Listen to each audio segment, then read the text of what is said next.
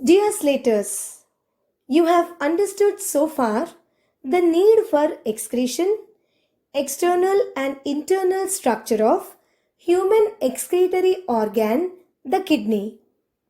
Now, let's learn more about its working process. Can you answer me about the structural and functional unit of the kidney? You are right. It's nephron because the filtration of wastes and formation of urine occur in nephron. The mechanism of urine formation involves four stages: glomerular filtration, tubular reabsorption, tubular secretion, and concentration of urine. Kidneys filter the equivalent of blood volume every 4 to 5 minutes, that is around 1300 ml per minute.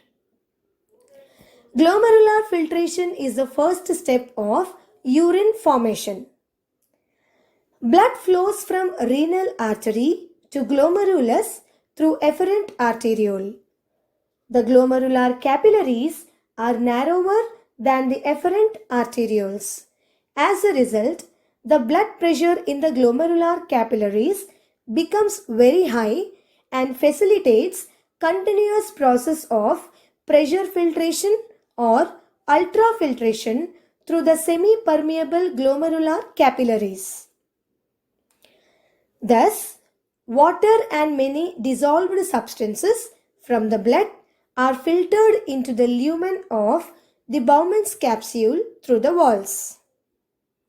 The glomerular filtrate contains a large amount of water, dissolved vitamins, urea, uric acid, creatine amino acids, glucose, sodium, potassium, etc., and is also called primary urine.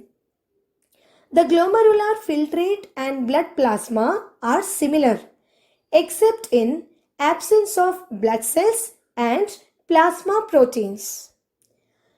The quantity of glomerular filtrate formed each minute in all nephrons of both kidneys is about 125 ml per minute or 180 liters per day. Tubular reabsorption is the second step of urine formation. The primary urine in Bowman's capsule passes on through the proximal convoluted tubule and some important solutes like glucose, vitamins, amino acids, and salts like sodium, potassium are reabsorbed into the blood in the capillaries around this portion of the tubule. In other words, useful substances in primary urine are reabsorbed into the peritubular network. Tubular secretion is a third step of urine formation. After reabsorption in the proximal convoluted region, the urine travels through the loop of Henle and distal convoluted tubule. Here, some other wastes like extra salts, ions of potassium, sodium, chlorine, and hydrogen secretes from peritubular capillaries into distal convoluted tubule. It occurs mostly in the distal convoluted tubule, which is also surrounded by peritubular capillaries. This maintains a proper concentration and pH of the urine. Smaller amount of tubular secretion also takes place in the area of proximal convoluted tubule. Concentration of urine is the final step of urine formation. 75% of water content of nephric filtrate is reabsorbed in the region of proximal convoluted tubules. 10% of water passes out of filtrate through osmosis in the area of loop of Henle. Further concentration of urine takes place in the area of collecting tubes in the presence of a hormone called vasopressin. The hormone is secreted only when concentrated urine is to be passed out. In summer, we often produce concentrated urine. It is due to loss of water through sweat. So, vasopressin is secreted to avoid dehydration by enabling the collecting tubules to reabsorb more water from the urine. Think, why is it not secreted when a person drinks a lot of water? Absence of vasopressin hormone produces dilute urine. So, action of vasopressin maintains osmotic concentration of body fluids. Deficiency of vasopressin causes excessive repeated dilute urination called diabetes insipidus. This diabetes is different from diabetes mellitus, which is commonly called blood sugar. Dear Slaters, till now we have discussed about the process of urine filtration. Students, do you know what is the composition of urine? The urine is a transparent, pale yellow or dark amber color fluid. The amber color is due to the presence of a pigment called urochrome. The composition of normal urine varies considerably depending on factors such as amount of protein, sugars in diet, and large intake of liquid-rich foods or water. This is because of the protein getting deaminated in the liver with subsequent formation of urea. Usually, the fresh urine is acidic in nature with the pH range 6.0, but on standing becomes alkaline due to decomposition of urea to form ammonia.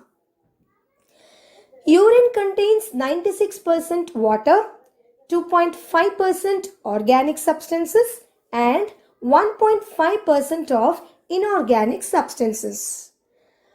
The organic compounds include urea, uric acid, creatine, creatinine, vitamins, hormones, and oxalates, whereas sodium, potassium, chlorine, phosphates, sulfates, magnesium, calcium, iodine forms inorganic constituents. The urine thus formed in the kidney is collected into a funnel-like pelvis. From pelvis, the urine passes into the ureters. Slaters, now let's go back to the human excretory system. Can you observe the two long structures passing down from the hilus of kidneys? These are ureters. Ureters are a pair of whitish, narrow, detensible and muscular tubes of 30 centimeters length. Each ureter arises from hilus of the kidney. It moves downward and obliquely opens into the urinary bladder. Ureter carries urine from the kidney to the urinary bladder. The movement of urine in the ureter is through peristalsis. The urine passes down through ureters and gets collected in the urinary bladder. It is a median, pear-shaped and detensible sac that occurs in the pelvic part of the abdomen. It stores urine brought by two ureters. The storage capacity of the urinary bladder is 300 to 800 ml. Generally, the urge of micturition occurs when the urinary bladder is filled with 300 to 400 ml of urine. Students, what is micturition? It is an act of expelling urine from the bladder, which can be called urination. Let's discuss this. Urethra is a tube that takes urine from the urinary bladder to outside. The opening of the urinary bladder into urethra is guarded by a ring of muscles or sphincter. Urethra is 4 centimeters long in females and about 20 centimeters long in males. Its opening is separate in females, but it is in common with the reproductive tract in males. Let's understand the mechanism involved in micturition. There are two sets of circular sphincter muscles in the bladder.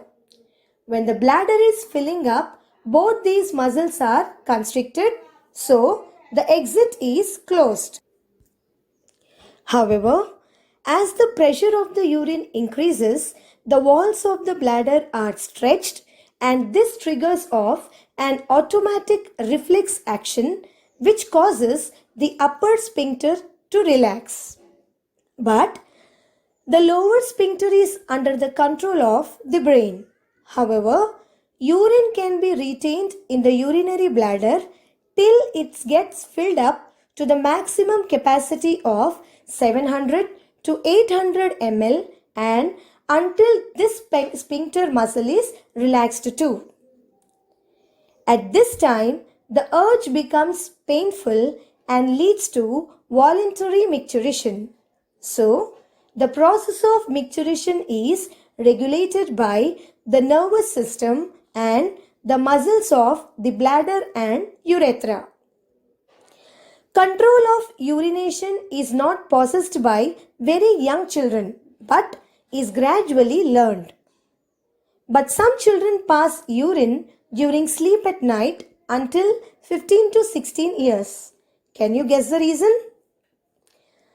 Dear slaters, the rate of production of urine is not uniform at day and night. It even depends on body metabolism. Some children may suffer from urine incontinence due to poor formation of sphincter, impaired coordination of reflexes, and more secretion of vasopressin. Total amount of urine excreted per day is about 1.6 to 1.8 liters. Its quantity increases with larger intake of fluids like water, fruit juices, and decreases with lesser intake. Let's meet in another session. Until then, happy learning, Slaters.